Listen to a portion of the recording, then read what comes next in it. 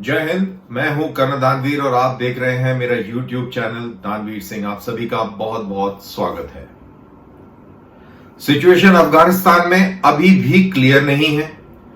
Interim government बनाने के प्रयास जारी हैं। काफी उथल पुथल चल रही है।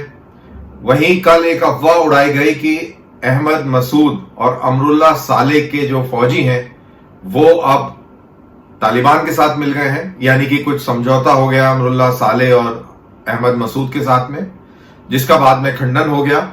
ये बात निकल के आई कि कुछ नेगोशिएशंस, कुछ बातचीत जरूर हुई थी, लेकिन कोई बात वार्ता सफल नहीं हुई। तो सिचुएशन अभी भी अनक्लियर है। और उधर पूर्व अमेरिका के राष्ट्रपति डोनाल्ड ट्रंप ने एक फॉक्स न्यूज को इंटरव्यू दिया है और इंटरव्यू के अंदर उन्होंने बड़ी दिलचस्प बातें कही हैं। उन्होंने कहा कि मेरे साथ भी एक एग्रीमेंट हुआ था और वो एग्रीमेंट की उल्लंघना हुई और इसीलिए वो एग्रीमेंट नहीं चला, वरना अगर वो चलता तो मैं सारे सिविलियंस को पहले वहां से निकालता, उसके बाद में जिन लोगों ने हमारी मदद करी थी अफगानियों ने, उनकी मैं मदद करता और आखिर में अपनी फौजें निकालता। मैंने 20,000 से फौजें कम करके 2,000 तक कर दी थी, लेकिन ऐसा नहीं हुआ। डोनाल्ड ट्रंप कहते हैं कि इतना बुरी तरह करा गया विड्रॉल, ये बहुत दुखदाई है। और जो बाइडेन ने जो ये विड्रॉल किया है, विड्रॉल एक बाय द वे एक टेक्निकल टर्म है ये मिलिट्री भाषा में, कि विड्रॉल किया है, ये बहुत ही एक तरीके से शर्मनाक विड्रॉल है और इससे बहुत बड़ा धक्का लगा है। और उन्होंने ये भी कहा कि बिलियंस ऑफ डॉलर्स का मिलिट्री साजो सामान हम वहीं छोड़े आए जो तालिबान के हाथ में लग गया और अब वो तालिबान इस्तेमाल करेंगे। और इतनी आला दर्जे की टेक्नोलॉजी है जिसको अब रशियंस भी देखेंगे ध्यान से और चाइनीज भी इनकी नकल उतारेंगे। और जाहिर सी बात है, ये पाकिस्तानी जो है ये बहुत सारा सामान अपने पास ले जाएंगे और इनका इस्तेमाल वो भी करेंगे, या पाकिस्तानी जो एयरफोर्स के और जो बाकी जो फौज के लोग हैं ये अफगानिस्तान जाके और ये इस इक्विपमेंट को ऑपरेट करेंगे और तालिबान की मदद करेंगे। बहरहाल इसमें तो खैर कोई दो राय नहीं है कि जो तालिबान अफगानिस्तान में है वो दरअसल पाकिस्तानी ही हैं, तो उनको और किसी तरीके से ना लिया जाए, ना समझा जाए। ये पाकिस्तान की ही सरकार काबुल में बनेगी, जिसके अंदर पाकिस्तान के शाह मोहम्मद कुरैशी पूरा प्रयास कर रहे हैं। वो दरअसल इसीलिए प्रयास कर रहे हैं क्योंकि पाकिस्तान ही इसके अंदर पूरा एक शैतान के तौर पर निकला है और पाकिस्तान ने ही ये पूरा खेल रचा है, धोखा दिया अमेरिका को और तालिबान के साथ अपनी फौजें लगाकर, अपना दिमाग लगाकर, और ये एक पाकिस्तान को एक ये विक्ट्री दिलाई। तो ये इसके बारे में तो खैर बाद में बात करेंगे कि विक्ट्री तो दिला दी, यहां तक तो ठीक है, लेकिन अब आगे क्या? तो आगे क्या की भी बात हम करेंगे इस वीडियो में आगे चल के। लेकिन अभी ये बात हम अमेरिकी प्रेसिडेंट जो पुराने हैं डोनाल्ड ट्रंप, उनकी बात कर रहे थे। तो उन्होंने बताया कि ये हमारा जो बहुत आला दर्जे का जो मिलिट्री इक्विपमेंट था वो अब तालिबानियों के कब्जे में आ गया है, उनके हाथ लग गया है। तो जो इंपॉर्टेंट पॉइंट है, जो अंडरलाइन है इसके अंदर, बाकी तो सब ठीक है, लेकिन जो अंडरलाइन है जिसमें वो कहते हैं कि हमारा एक एग्रीमेंट हो गया था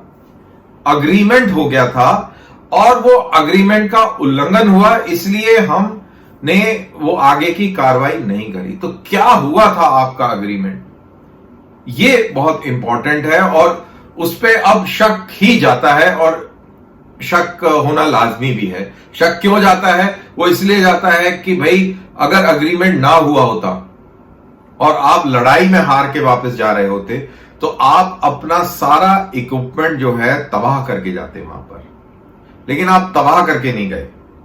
आप वो सारा का सारा ऐसा लगता है कि जानबूझ के छोड़ के गए हैं।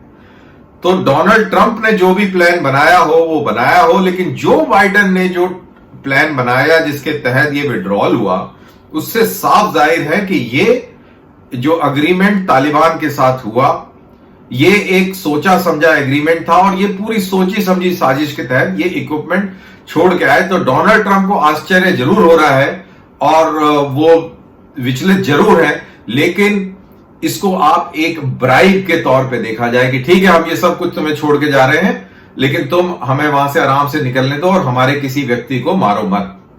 तो ऐसा ही हो रहा है। अभी काबुल के अंदर जो खलील हक्कानी जो है उसको सिक्योरिटी का चीफ बना दिया, और ये कौन है? इसके ऊपर $5 मिलियन का इनाम था। वो इसलिए था कि इसने एक समय पे 77 अमेरिकी सैनिकों को वर्दक में मारा था, और उसके अलावा बहुत सारे हमले करवाए थे अमेरिकी सैनिकों के ऊपर, जिसके अंदर काफी सारे अमेरिकी सैनिक, उनका इक्विपमेंट, एसेट्स बर्बाद हुआ था। इसीलिए वो 5 लाख का उसके ऊपर बाउंटी थी। लेकिन आज वो भी उसी काबुल में है और अमेरिकी सैनिक भी उसी काबुल में एयरपोर्ट की सुरक्षा कर रहे हैं।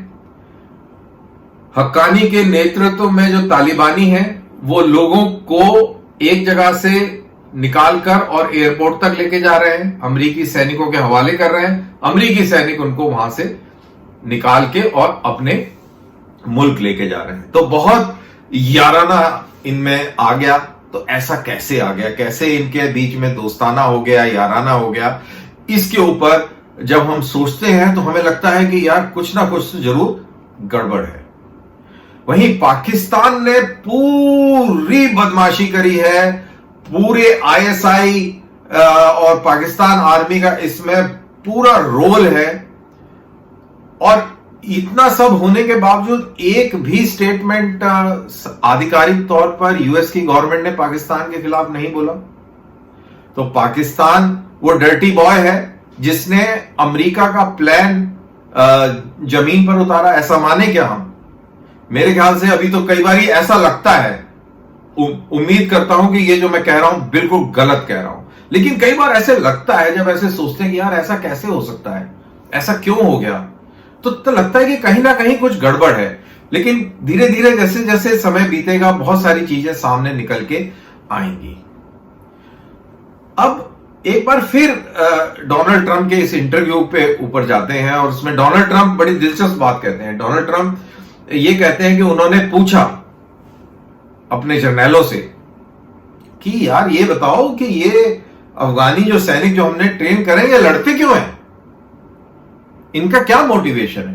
तो उन्होंने बताया कि ये इनमें कोई ऐसी पैट्रियोटिक देशभक्ति वाली ऐसी भावना नहीं है कि ये देश के लिए लड़ रहे हैं, ये सिर्फ इसलिए लड़ते हैं क्योंकि इनको यहां पर अच्छे पैसे मिलते हैं और रोजगार की वजह से ये लड़ते हैं। तो रोजगार भी अच्छा खासा था, $500 पर मंथ मिलना, तो ये उनको हाईली पेड सोल्जर्स बनाता। और वो कह भी रहे हैं कि पूरे इलाके के अंदर ये सबसे ज्यादा तनख्वाह पाने वाले सैनिक थे। $500 एक महीने का बहुत ज्यादा होता है। तो ये इनका मोटिवेशन था। तो अगर इस मोटिवेशन के लिहाज से देखें तो अफगान की फौज जो है बगैर लड़े सरेंडर कर गई, ये कहीं ना कहीं समझ जरूर आता है। लेकिन इसके अंदर भी अगर जाएं तो शायद इतना भी ये सच सही नहीं है। वो बात और है कि हां, अमेरिकी पैसे पर ये पल रहे थे और ये सेना जरूर खड़ी हुई थी, और ये किसी देशभक्ति के चलते नहीं खड़े हुए थे। याद रहे कि जब हमारी आजाद हिंद फौज तैयार हुई थी सुभाष चंद्र बोस के नीचे, तो उसको कोई कहीं से पैसा नहीं मिल रहा था, वो अपने वॉलंटियर होकर और उन्होंने देश के लिए लड़ने का संकल्प उठाया था। तो वो होती है प्रेरणा और वो होता है मोटिवेशन। पैसे के लिए अगर आप वर्दी पहन रहे हैं और आप सेना में भर्ती हो रहे हैं तो आप कभी नहीं लड़ पाएंगे। तो ये तो एक पहलू था। अब एक पहलू और है, वो पहलू ये है, अगर आप ट्विटर पे हैं और अगर आप इनको फॉलो करते हैं तो आपको ये महसूस होगा। इनफैक्ट मेरे बहुत अच्छे दोस्त हैं, वो बड़ी गहराई से इस पूरे प्रकरण पर नजर रखे हुए थे, और उनसे मैंने दिन में 5-5, 10-10 बार भी बात करी, और काफी पर्सपेक्टिव उनसे भी मिला।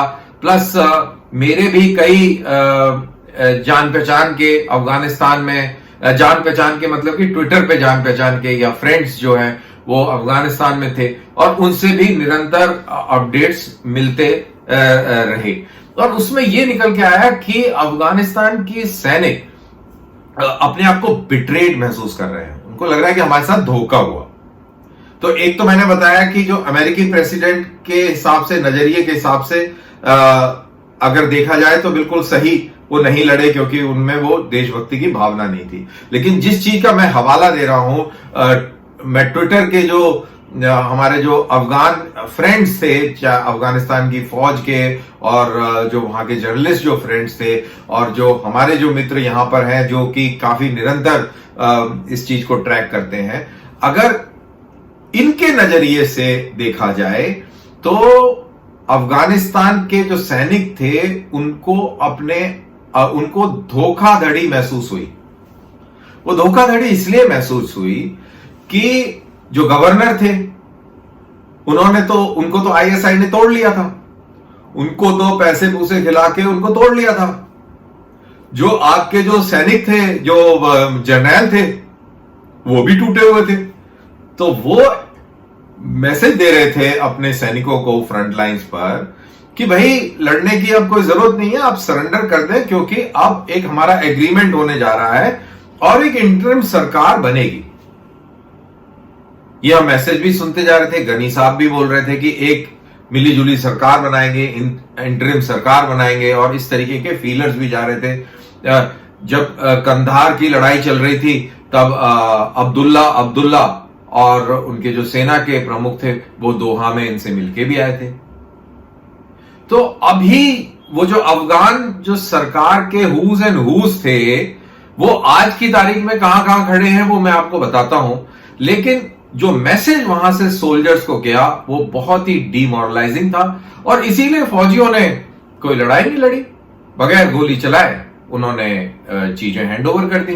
तो यहां पर आईएसआई ने बहुत जबरदस्त काम किया, पाकिस्तान की शैतानी में उन्होंने बहुत बड़ा योगदान दिया और पाकिस्तान की फौज जिसने ऑपरेशनल, लॉजिस्टिक और इंटेलिजेंस सपोर्ट दी वो भी बहुत ही शातिराना और अगर इनके लिहाज से देखा जाए, पाकिस्तान की नजर से देखा जाए तो बहुत ही जबरदस्त काम किया।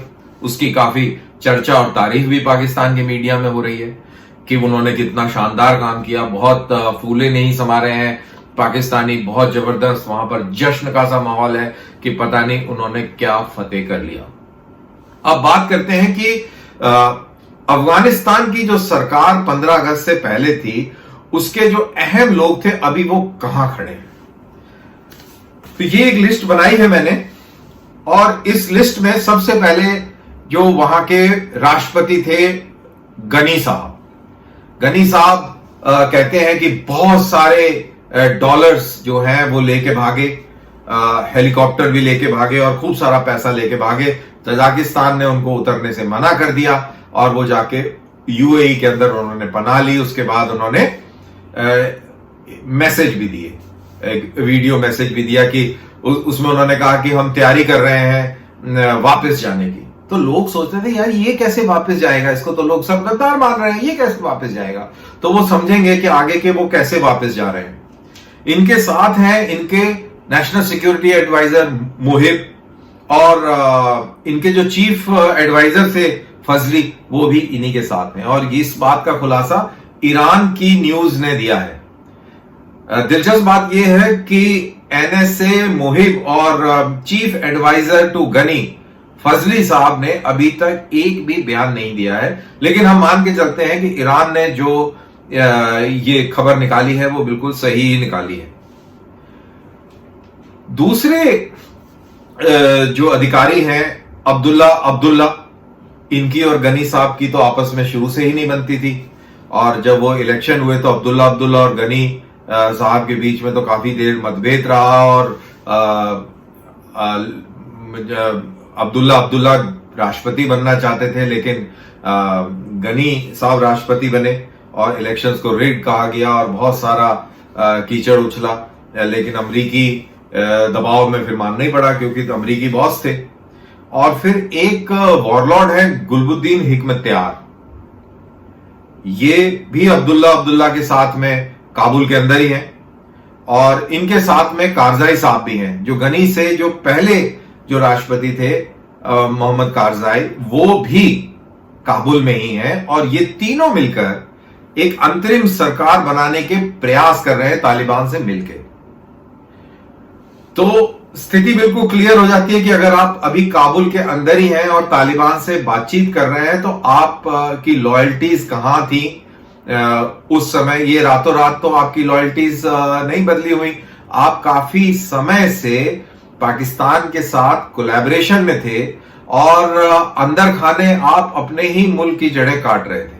ये बिल्कुल क्लियर हो जाता है कि ये कहां खड़े हैं और इसका क्या कारण है। अब एक तीसरा गुट है, जो तालिबान के साथ बिल्कुल भी उसी छत के नीचे काम करने को तैयार नहीं है, और उसके जो झंडा बरदार हैं वो हैं अमरुल्लाह सालेह। अब अमरुल्लाह सालेह जो है ये अहमद मसूद के साथ में जा मिले हैं।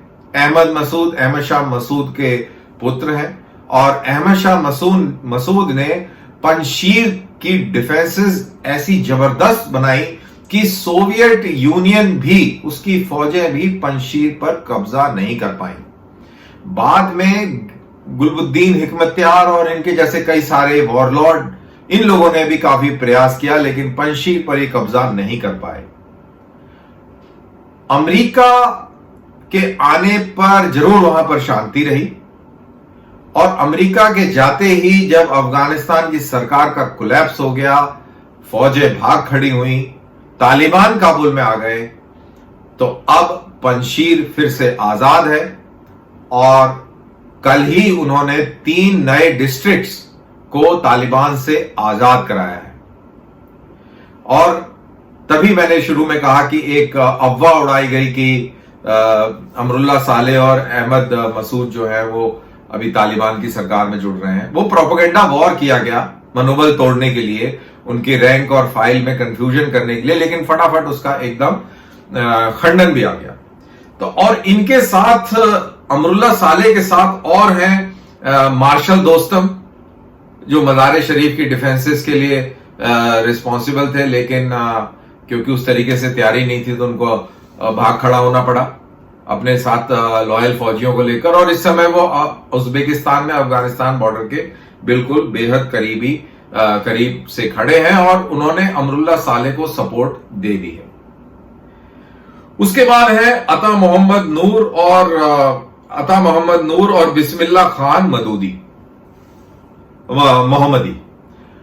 ये भी बहुत अहम है। बिस्मिल्लाह खान